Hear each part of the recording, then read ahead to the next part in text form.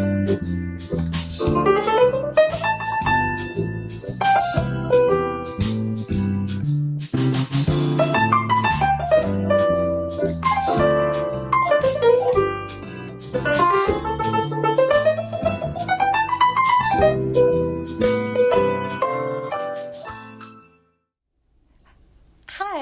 this is Courtney Terry, and this is Arts Alive, produced and recorded by Meadow Lake Studios.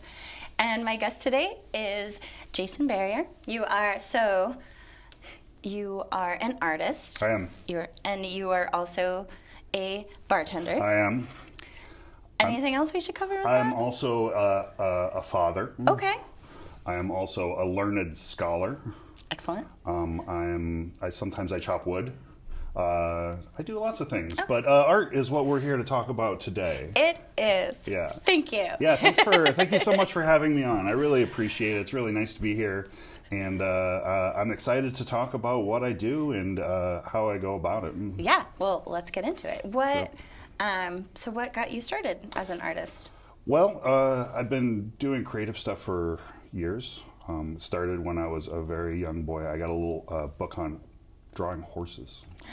Is it like one of those like draw 50 horses? Yeah, I don't know if you've ever been to a place called Hobby Lobby. They have books like that there. You see them on the side. Yeah. I got a book. I started drawing, and ever since then, it kind of got the bug in me. I kept going. And you know, those things, they build a little seed in you, and then you grow up with them, and after a while, it starts to take hold. I think I started painting like more seriously when I got to college, as a creative outlet to deal with, I don't know, the need to create, how to deal with anxiety, how to deal with the world at large, the desire to be more than just another student. So I've been painting now for a couple decades plus. And did you study art at school?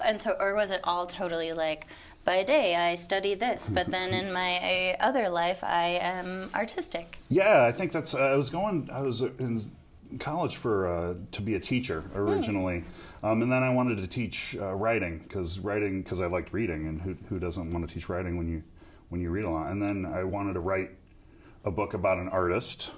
Because artists are interesting, generally. The ones that I know. And then I was like, I don't really know anything about artists, so I'm going to go ahead and kind of act like an artist. And so I can feel that passion of what an artist might have. So then I started painting after that, as research. Yes. for my novel that I'm going to write. And then I forgot about the novel, but I did keep painting. And so I've been painting, and it's like slowly. I never studied, through other than self-taught. Okay. Book learning. These days you can watch a video on anything and learn things. Talking to people, going to galleries, and experiencing. I originally grew up in Indiana, outside of Chicago. Okay. And they actually have a really good art scene in Chicago. I don't know if you've heard, but you can just go to the museums there and see some of the most spectacular art ever. And I think that really kind of trained my eye and trained my mind to seek out interesting, beautiful things and try and learn from that and grow upon it. So. Yeah, that's kind of where I started, and I feel like I've naturally found myself having conversations with artists of the past and artists of the now, and hopefully artists of the future. I think that's kind of what art ultimately is. It's conversations with people from the past and the future. I know that sounds a little. Well, that's it. So when you say weird. Conversation, so like when you're creating your art. It's these are the artists who have come before me, and I saw this painting by so and so, and is that the type of conversation that you mean? Like that Absolutely. kind of. I think if there's to be a key theme that runs through like what I've been doing as an artist for the past couple decades, it's learning, and looking at the great artists, the great cultural influencers of the times of the past. And trying to understand why they did what they did, how they did it, what they were doing, whether it be like showing emotion or showing technique, evolving with skill or creativity, or evolving with like some sort of energy that they're putting into their paintings, and just seeing if you can learn how to capture that and kind of be a part of it. I think it's so beautiful. I love to look at paintings. I look at them all day, and my nights I spend looking at videos of people making paintings, and it's fantastic. I enjoy it. I love it. It's like an itch that you just got to kind of keep doing, and if you don't do it, then you feel lost. So you stagnate. Yeah, that's not me. You got to learn. You gotta experience. You got to experiment. A couple things I had in mind before we came in talking today is I was really interested in the idea of like skill, craftsmanship, and creativity. And I think a lot of times they can be kind of at odds, right? Like we've seen the greatest quilters, the greatest, educators, and there's a craftsmanship that happens in art that is necessary and takes thousands of hours to develop. And then you couple that with the creative intentions of an individual trying to express themselves or trying to learn. And I think the greatest artists have to learn how to couple those, right? So you can't get there on a dime without putting in the hard work, the skill, the mastery, but also mastery unto itself is beautiful design work, but you have to include the creativity. It's a hard process, yeah, and I feel like I'm constantly working towards it. Well, and I love that your story too is I feel like so many people were like, well, I didn't go to art school, or I never took art classes, and it's like that you can learn plenty of things in an art class, obviously, and like some of the technical things, but then there's just it's so important that people can, like, if it's something, they seek that out. Like, it was learning that you went after and found it's, as you said, decades of work that have taught you, but at the same time, it doesn't necessarily, I feel like sometimes people don't realize how accessible art is and how just easy it can be to, well, I say, oh, it's so easy, but like when you have the material, like you can just get started. You don't have to start somewhere. You can just start. Something I commonly hear, because over at the Golden Valley, I bartend over there, and so I have the opportunity. I have this great audience that comes in, and my friends and my surrogate family to a certain extent, and I get to kind of keep showing them my art. And the thing I hear often is like, "Oh man, I can't even draw a stick figure." And I said, "Well, spend 20 years trying to draw a stick figure, and then see if you can draw a stick figure." Like it's work. It's hard, but it's empowering. People are busy. People have other things to do. I have a family, 2 beautiful boys, a wonderful wife that kind of make everything, the world, go round for me. And trying to fit art into a space between soccer practice and jiu-jitsu and going to birthday parties and making sure you spend enough time with your loved ones. It's a real challenge, and a lot of people don't have the time to do that. And I have a house too; those things are always falling apart. Yeah.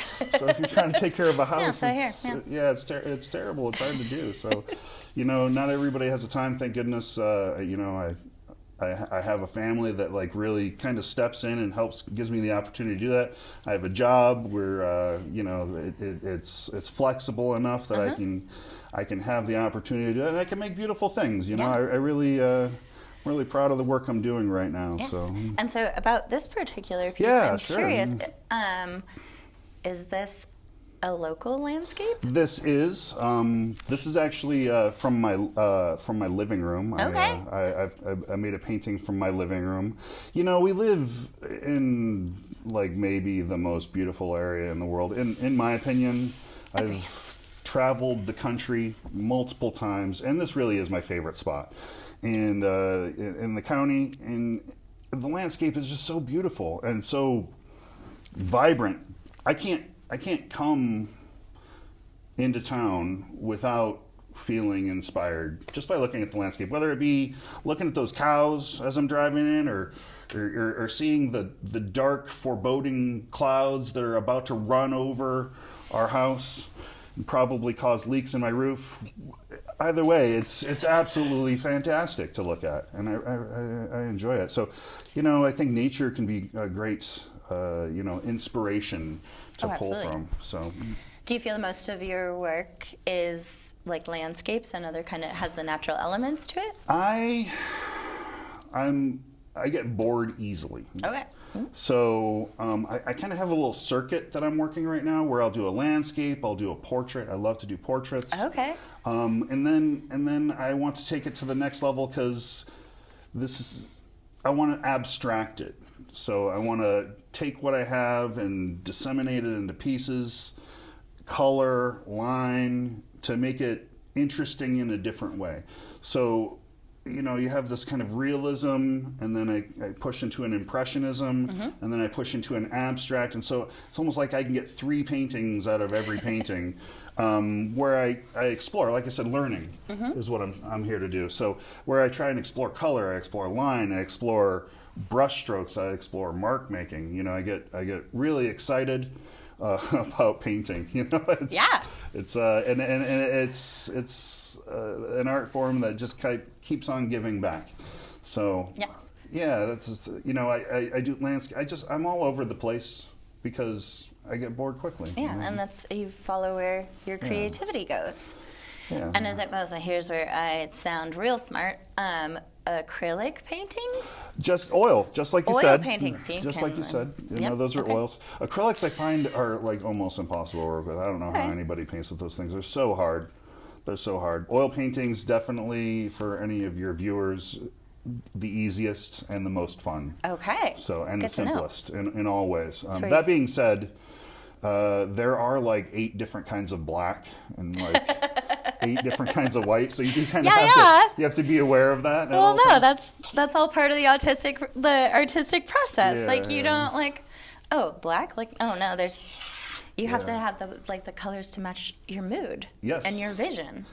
It's true. Some are warm, some are cold, some are, blue, some are red. And that's kind of the fun and the endless possibilities that you get when you work with paint. It gives you the opportunity to kind of go where you feel like you need to go and then change on a dime if you need to.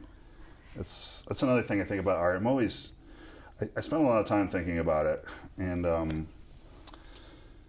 one of the things that, I think about black and white, I feel like it's just like how we understand the world can be so simple. Mm-hmm. Black and white. We're told good and bad as children. We're told night and day, and we see everything in these kind of like these schisms of opposites, right? And I don't know where I'm going with this, but this is just my mind wandering. If you need to pull me back, let me know. It's the artistic discussion. Sure. But, I think our minds are so focused on finding a way to do things, the best way to do things, the right way to do things. I was having a conversation with one of my boys recently, and we were talking about superheroes. Mm-hmm. My boys are, I have twins, they're 9 years old. And this is prime superhero discussion era. It is. And one of the superheroes, I think it was Batman, he gets mind controlled and he starts doing things that are just not Batman-ish. But he's still Batman. Right. Stick with me here. But Batman's a good guy. Yeah. But he starts doing things that aren't so good. So does that mean Batman's not a good guy anymore? I don't know. It's not that simple. No. It's just not how simple it works. And that's how painting is too. It's just not that simple. There's these highlights and these lowlights, but there's all this space in between where the creative process happens. I don't know.